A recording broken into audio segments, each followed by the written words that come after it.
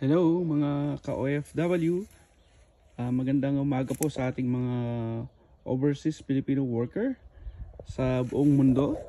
Ako po nandito para i-update ko po kayo sa ating garden update, especially sa ating mga sitaw or string beans. So mapapansin po ninyo, lumusot na po sila, no? Ayan po sila, yung iba palusot pa lang po, no? Mapapansin po ninyo dyan. Ayan. Pero yung iba, nakalusot na po sila, no?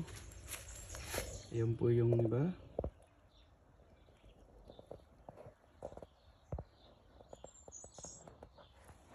Ayan.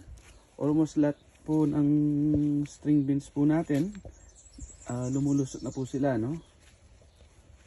Ayan, hanggang dun sa dulo. Yung dulo, mapapansin po ninyo. Ayun. Tapos pa-side naman po. Ayan, ayan po sila, no?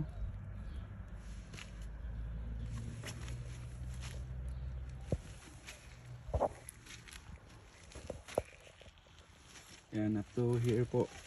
Tapos yung bakante po na ito, mga ano po ito, lima beans.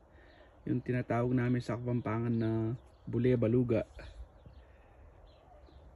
Dahil mga usually po yung mga beans na yon tinatanim po ng mga Aita sa Pampanga. Kaya tinawag namin na bule baluga. It means it was the beans coming from the Aita, the native people in the Pampanga. Ayan, ayan po yung update ng ating mga sitaw. Palaki na po sila. So yung ating tinanim po na okra, hindi pa po lumulusot.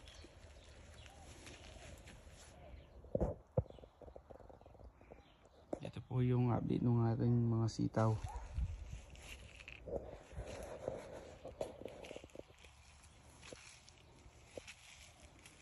Wala pa po. Yung ating bitter gourd, isa pa lang po yung lumulusot. Yan po.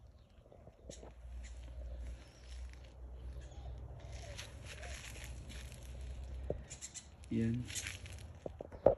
Hindi pa po lumulusot. Sige po, after 1 week, i-update ko po kayo ulit kung anong nangyari po sa ating mga tanim na okra.